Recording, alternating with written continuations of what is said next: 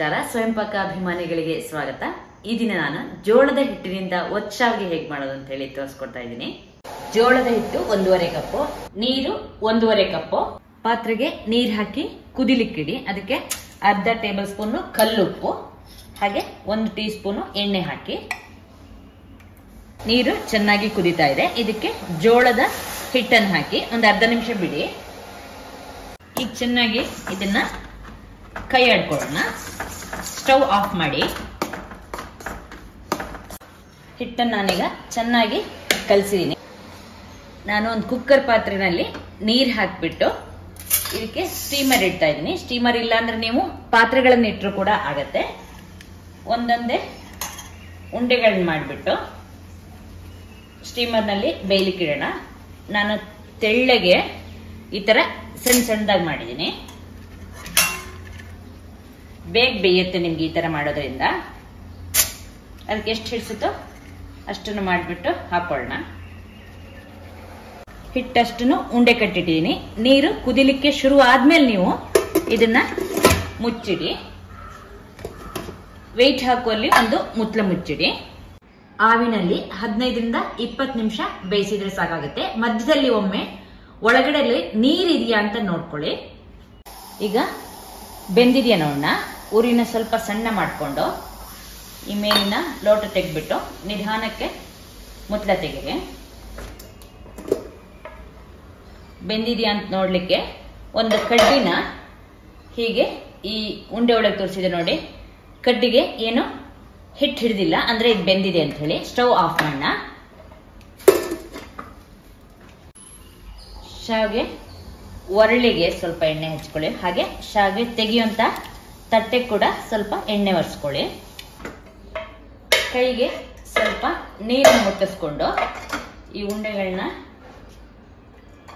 ಶಾವಿಗೆ ಒರಳಿಗೆ ಹಾಕೋಣ. ನಾನು 2 ಹಾಕೊಂಡಿದ್ದೀನಿ. ಇದನ್ನ ಒತ್ತೋಣ. ಈಗ ಶಾವಿಗೆನ ಒತ್ಕೊಳ್ಳೋಣ. ತಟ್ಟೆ ಹೀಗೆ ತಿರುಗಿಸ್ತಾ ಒತ್ಕೊಳ್ಳಿ.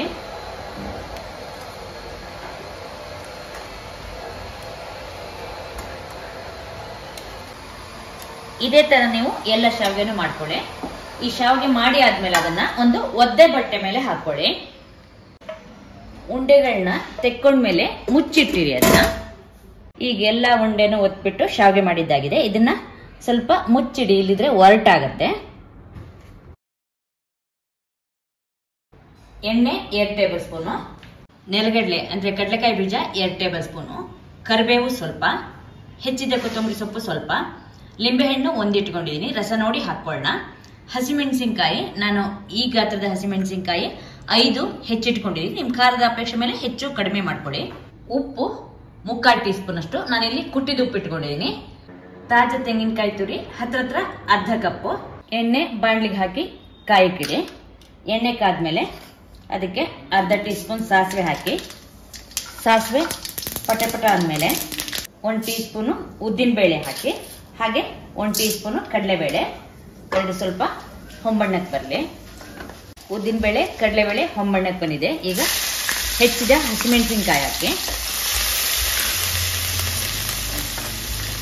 ಸ್ವಲ್ಪ ಬಿಳಿ ಆಗ್ತಿದ್ದಂತೆ ನೆಲಗಡಲೆ ಹಾಕೊಳ್ಳೋಣ. ಈಗ ಶೇಂಗಾ ಕೂಡ ಆಗಿದೆ.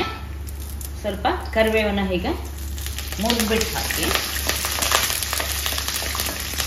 ಅರಿಶಿಣ 1/4 ಟೀ ಸ್ಪೂನ್ ಅಷ್ಟು ಹಾಕಿ.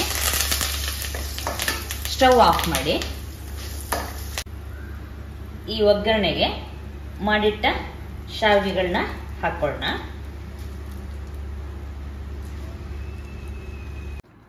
ಸ್ವಲ್ಪ ಉಪ್ಪು ನಾವು ಹಿಟ್ಟು ಕಲಸ್ಬೇಕಾದ್ರೆ ಹಾಕಿದ್ವಿ. ಮೇಲೆ ಸ್ವಲ್ಪ ನೋಡ್ಕೊಂಡು ಹಾಕೊಳ್ಳೋಣ. ಹಾಗೆ ಹೆಚ್ಚಿದ ಕೊತ್ತಂಬರಿ ಸೊಪ್ಪು, ತೆಂಗಿನಕಾಯಿ ತುರಿ ಎಲ್ಲ ಹಾಕಿದ್ಮೇಲೆ ಇದನ್ನ ನಿಮ್ಗೆ ಕೈನಲ್ಲೇ ಕಲಸಿದ್ರೆ ಚೆನ್ನಾಗಿ ಕಲ್ತ್ಕೊಳ್ಳೋದಿದು. ಒಗ್ಗರಣೆ ಚೆನ್ನಾಗಿ ಹಿಡಿಯುವಂತೆ ಕಲಸ್ಕೊಳ್ಳೋಣ. ಹಾಗೆ ಸ್ವಲ್ಪ ಬೆಲ್ಲ, ಲಿಂಬೆ ಹಣ್ಣನ್ನ ಹಿಂಡ್ಬಿಟ್ಟು ಚೆನ್ನಾಗಿ ಕಲಸ್ಕೊಳ್ಳೋಣ. ಈಗ ಜೋಳದ ಒತ್ತು ಶಾವಿಗೆ ನೋಡಿ ಸಿದ್ಧವಾಗಿದೆ. ಉದುರುದ್ರಾಗಿ ನಿಮ್ಗೆ ಶಾವಿಗೆ ಕೂಡ ಚೆನ್ನಾಗಿ ಬಂದಿದೆ ನೋಡಿ. ನೋಡಿದ್ರಲ್ವಾ ಜೋಳದ ಹಿಟ್ಟಿನಿಂದ ಒಚ್ಚಾವ್ಗೆ ಹೇಗೆ ಮಾಡೋದು ಅಂತ ಹೇಳಿ. ನೀವು ಕೂಡ ನಿಮ್ಮ ಮನೆಯಲ್ಲಿ ಈ ಒಚ್ಚಾವ್ಗೆನ್ ಮಾಡಿಬಿಟ್ಟು ನಿಮ್ಮ ಅಭಿಪ್ರಾಯ ನಮ್ಗೆ ತಿಳಿಸಿ. ನಮಸ್ಕಾರ.